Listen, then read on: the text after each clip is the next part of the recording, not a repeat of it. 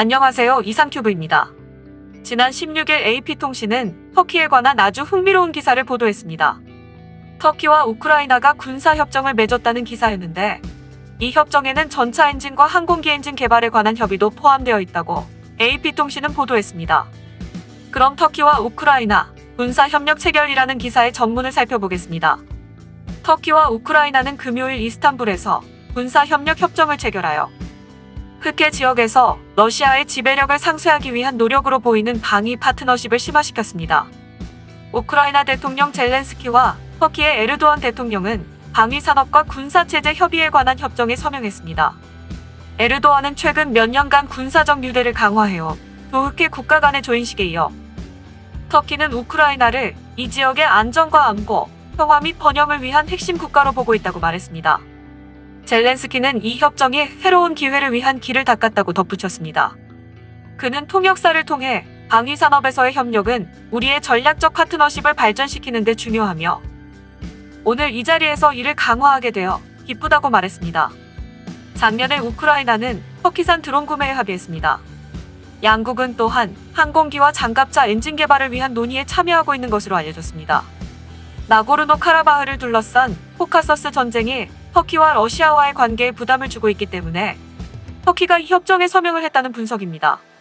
터키는 이 분쟁에서 아제르바이잔을 지지했으며 러시아는 아르메니아에 군사기지를 두고 있기 때문에 동맹국인 아르메니아가 공격을 받을 경우 러시아가 개입하도록 요구하는 안보협정을 맺었습니다. 러시아는 섬세한 균형을 유지하면서 아제르바이잔과 좋은 관계를 유지하고 터키와의 관계를 환하게 하지 않으려고 노력했습니다. 터키와 러시아는 탄탄한 경제적 유대를 형성하고 시리아와 리비아에서 상호 이익을 수용하고 있지만 둘은 종종 불안한 관계를 가지고 있으며 지정학적 라이벌로 남아 있습니다.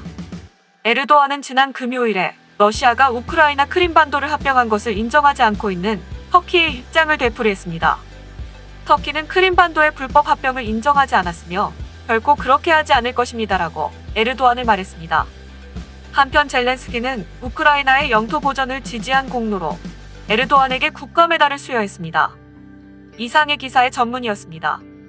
이 기사의 설명을 덧붙이면 실제 협정에 서명한 것은 두 나라의 대통령이 아니라 양국 국방장관으로 군사협정에 대한 내용은 공개하지 않고 있으며 우크라이나 국방부는 터키와의 군사협정은 국방 및 방위산업과 관련된 21개 분야에서 두 나라 간 협력을 확대시킬 수 있는 법적 장치를 결정하는 것이라고 설명하고 있으나 나고르노 카라바흐 분쟁으로 터키와 러시아와의 관계가 악화된 가운데 서명된 군사협정이어서 주목됩니다. 특히 에르도안 터키 대통령은 젤렌스키 우크라이나 대통령과의 회담에 앞서 터키는 러시아의 크림반도 병합을 인정하지 않겠다고 발언했으며 젤렌스키 대통령은 우크라이나의 주장을 지지한 에르도안 대통령에게 훈장을 수여하는 등 양국 간 친밀감을 과시해 이 군사협정이 누구를 상정한 것인지 알기 쉽게 시사하고 있습니다. 두 나라가 서명한 군사협정에 대해 터키 언론의 기사를 살펴보면 터키는 항공기용 엔진과 장갑 차량용 디젤 엔진의 공동 개발, 터키제 무인 항공기 바이렉탈 TB2의 공동 생산에 대한 내용을 담고 있다고 보도했으며 이것이 사실이라면 터키는 중국이 그토록 원하던 우크라이나 엔진 기술 도입에 성공한 셈입니다. 터키는 주력 전차 알타이의 파워팩을 독일로부터 입수하지 못하자 파워팩 국산화를 추진하고 있습니다. 그러나 여러 나라의 군사 분쟁에 참전하고 있는 터키 국방부는 성능이 부족한 국산 파워팩 탑재에 부정적인 태도를 보이고 있었습니다.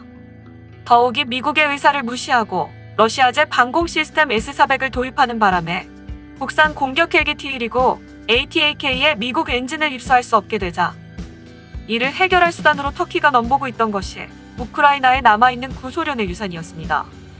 항공용 엔진을 만드는 모터시치는 대형 수송기 AN124와 AN225, 공격 헬기 MI-24와 MI-28에 탑재된 엔진을 만들어 온 실적을 갖췄으며 이 기술은 중국 당국도 겨냥했지만 우크라이나 정부가 관련 업체와 중국 기업의 합병을 불허해 불발에 그쳤습니다.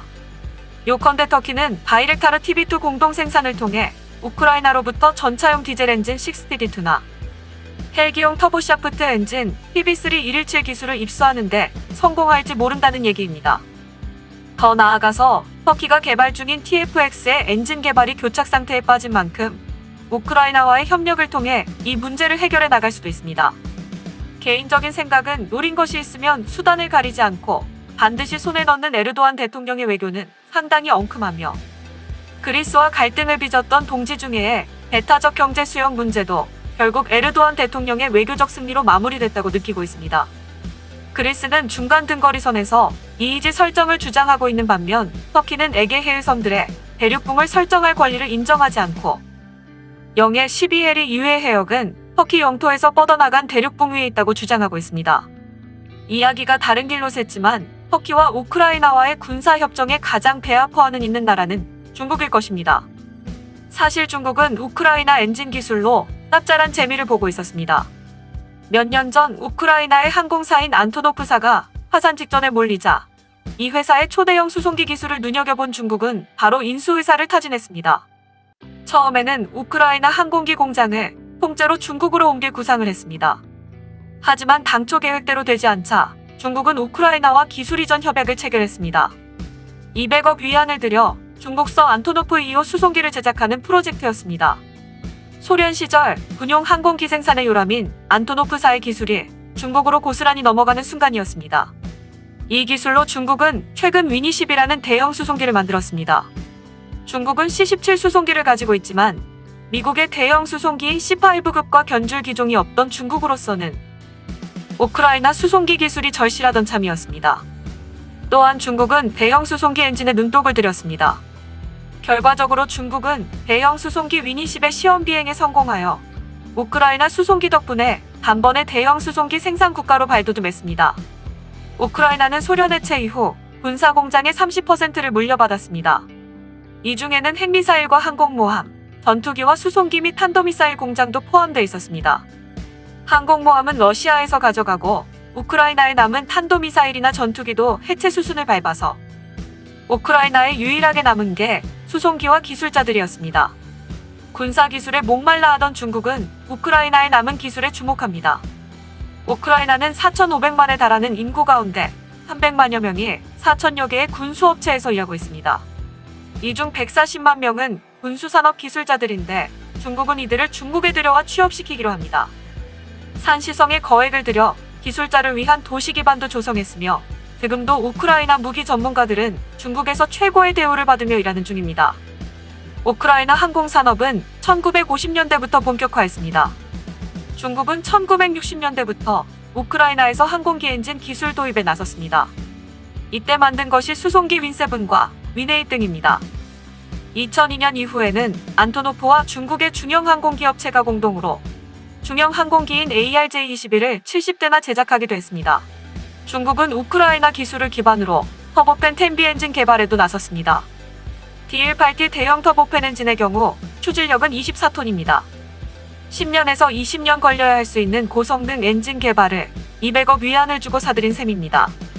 이렇듯 중국은 자국의 불안한 기술들을 우크라이나의 기술로 메꾸어 왔으며 이미 알려졌듯 우크라이나의 엔진업체인 모터시치 인수를 여러 번 시도했으나 미국의 압력으로 현재는 보류 중입니다.